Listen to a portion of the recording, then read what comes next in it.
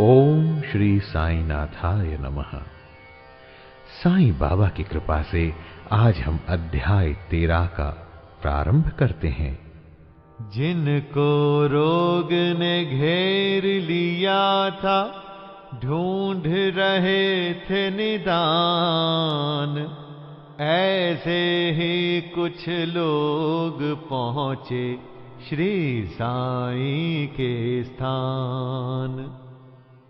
भीमाजी पाटिल, बाला गणपत दर्जी, बापू साहेब बूटी, आलंदी स्वामी, काका महाजनी और हरदा के दत्तो पंथ की कथाओं का यहां पर हम श्रवण करेंगे।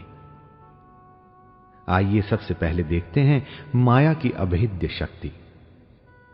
बाबा के शब्द सदैव संक्षिप्त, अर्थपूर्ण, गूढ़ और विद्वत्तापूर्ण तथा समतोल रहते थे। वे सदा निश्चिंत और निर्भय रहते थे। उनका कथन था, मैं फकीर हूं, न तो मेरी स्त्री है और न घर द्वार ही। सब चिंताओं को त्याग कर मैं एक ही स्थान पर रहता हूं, फिर भी माया मुझे कष्ट पहुंचाया करती है। मैं स्वयं को तो भूल चुका हूं, परंतु माया मुझे नहीं भूलती, क्योंकि वह मुझे अपने चक्र में फंसा लेती है। श्री हरि की यह माया ब्रह्मादि को भी नहीं छोड़ती, फिर मुझ सरीखे फकीर का तो कहना ही क्या है। परंतु जो हरि की शरण लेंगे वे उनकी कृपा से माया जाल से मुक्त हो जाएंगे। इस प्रकार बाबा ने माया की शक्ति का परिचय दिया। भगवान श्री कृष्ण भागवत में उद्धव से कहते हैं कि संत मेरे जीवित स्वरूप हैं, और बाबा का भी कहना यही था, वे भाग्यशाली जिनके समस्त पाप नष्ट होने हों, वे ही मेरी उपासना की ओर अग्रसर होते हैं। यदि तुम केवल साईं साईं का ही स्मरण करोगे तो मैं तुम्हें भव सागर से पार उतार दूंगा। इन शब्दों पर विश्वास करो, तुम्हें अवश्य लाभ होगा। मेरी पूजा के निमित्त कोई सामग्री या अष्टांग योग की भी आवश्यकता नहीं है। मैं तो भक्ति में ही निवास करता हूं। अब आगे देखिए कि अनाश्रितों के आश्रयदाता साईं ने भक्तों के कल्याणार्थ क्या क्या दिया। पहली कथा भीमाजी पाटिल सत्य साईं व्रत की। नारायण गांव के एक महानुभाव भीमाजी पाटिल को सन 1909 में वक्षस्थल में एक भयंकर रोग हुआ, जो आगे चलकर क्षय रोग में परिणत हो गया। उन्होंने अनेक प्रकार की चिकित्सा की, परंतु कुछ लाभ न हुआ। अंत में हताश होकर उन्होंने भगवान से प्रार्थना की, हे नारायण, हे प्रभु, मुझ अनाथ की कुछ सहायता करो।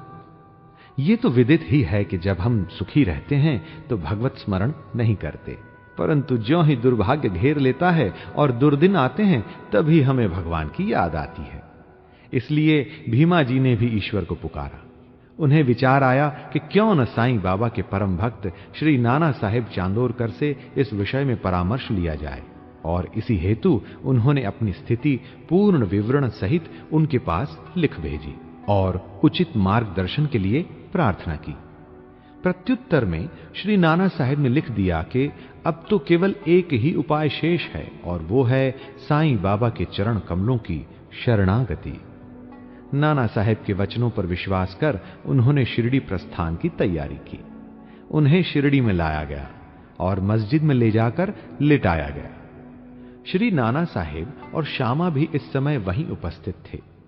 बाबा बोले, यह पूर्व जन्म के बुरे कर्मों का ही फल है। इस कारण मैं इस झंझट में नहीं पड़ना चाहता। ये सुनकर रोगी अत्यंत निराश होकर करुणापूर्ण स्वर में बोला कि मैं बिल्कुल निस्सहाय हूं और अंतिम आशा लेकर आपके श्री चरणों में आया हूं। आपसे दया की भीख मांगता हूं। हे दीनों के शरण, मुझ पर दया करो। इस प्रार्थना से बाबा का हृदय द्रवित हो आया और वे बोले, अच्छा ठहरो, चिंता न करो, तुम्हारे दुखों का अंत शीघ्र होगा।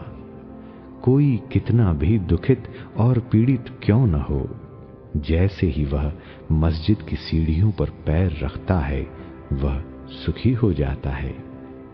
मस्जिद का फकीर बहुत दयालु है और वह तुम्हारा रोग भी निर्मूल कर देगा। वह तो सब पर प्रेम और दया रखकर रक्षा करता है।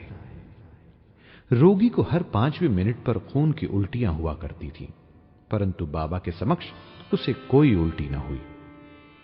जिस समय बाबा ने अपने श्री मुख से आशा और दयापूर्ण शब्दों में उक्त उद्गार प्रकट किए, उसी समय से रोग ने भी पलटा खाया। बाबा ने रोगी को भीमाबाई के घर में ठहरने को कहा। यह स्थान इस प्रकार के रोगी को सुविधाजनक और स्वास्थ्यप्रद तो न था, फिर भी बाबा की आज्ञा कौन टाल सकता था। वहां पर रहते हुए बाबा ने 2 स्वप्न देकर उसका रोग हरण कर लिया। पहले स्वप्न में रोगी ने देखा कि वह एक विद्यार्थी है और शिक्षक के सामने कविता मुखाग्र न कर सकने के कारण दंड स्वरूप बेतों की मार से असहनीय कष्ट भोग रहा है। दूसरे स्वप्न में उसने देखा कि कोई हृदय पर नीचे से ऊपर और ऊपर से नीचे की ओर पत्थर घुमा रहा है, जिससे उसे असह्य पीड़ा हो रही है। स्वप्न में इस प्रकार कष्ट पाकर वह स्वस्थ हो गया और घर लौट आया। फिर वह कभी कभी शिरडी आता और साईं बाबा की दया का स्मरण कर साष्टांग प्रणाम करता था।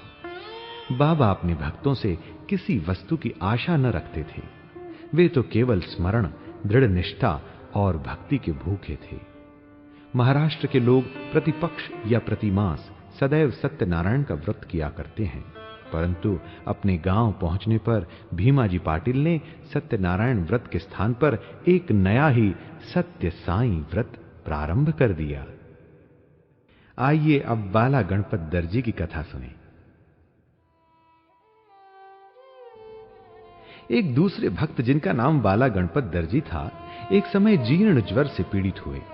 उन्होंने सब प्रकार की दवाइयां और काढ़े लिए, परंतु इनसे कोई लाभ न हुआ।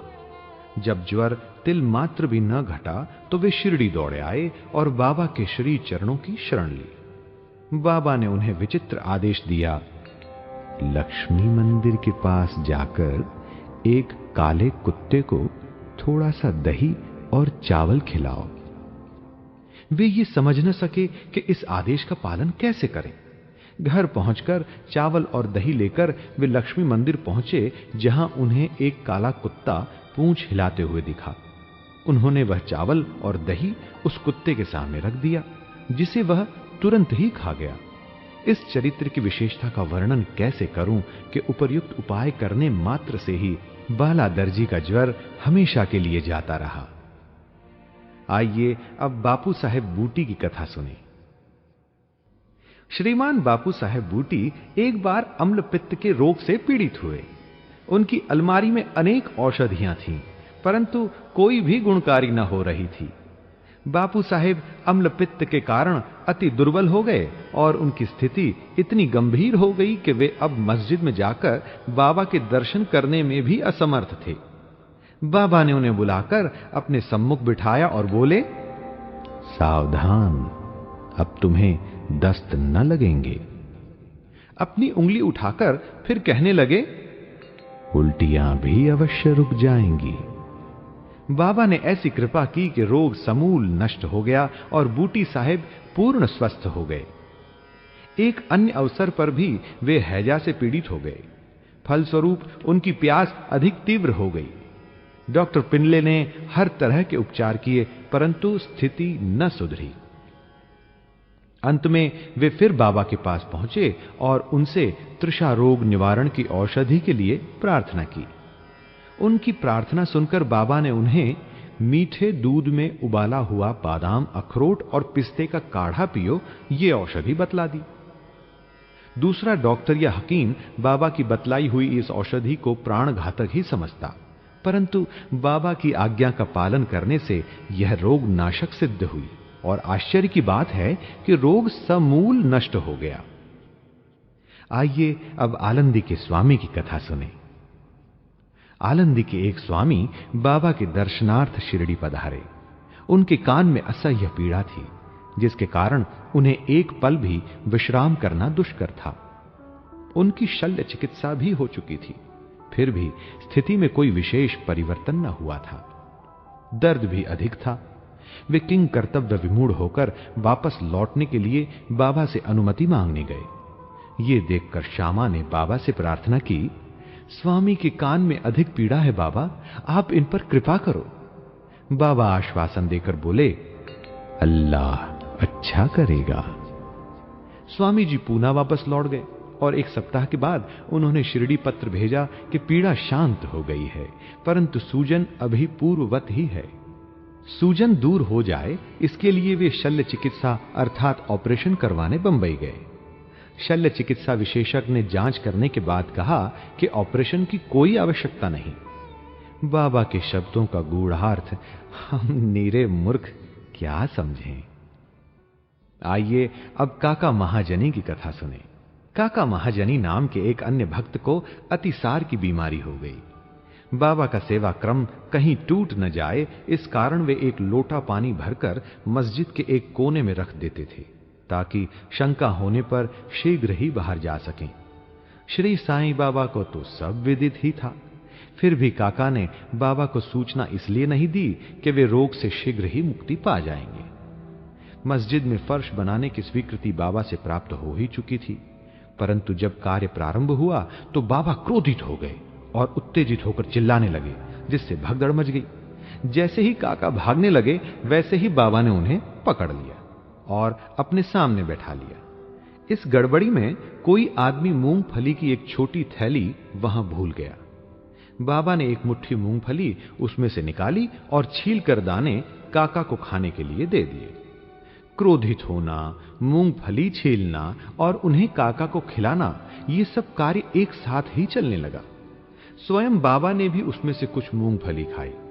जब थैली खाली हो गई तो बाबा ने कहा कि मुझे प्यास लगी है, जाकर थोड़ा जल ले आओ। काका एक घड़ा पानी भर लाए और दोनों ने उसमें से पानी पिया।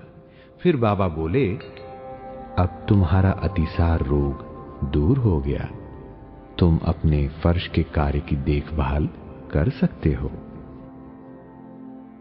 थोड़े ही समय में भागे हुए लोग भी लौट आए। कार्य पुनः प्रारंभ हो गया। काका का रोग अब प्रायः दूर हो चुका था। इस कारण वे कार्य में संलग्न हो गए। क्या मूंगफली अतिसार रोग की औषधि है? इसका उत्तर कौन दे?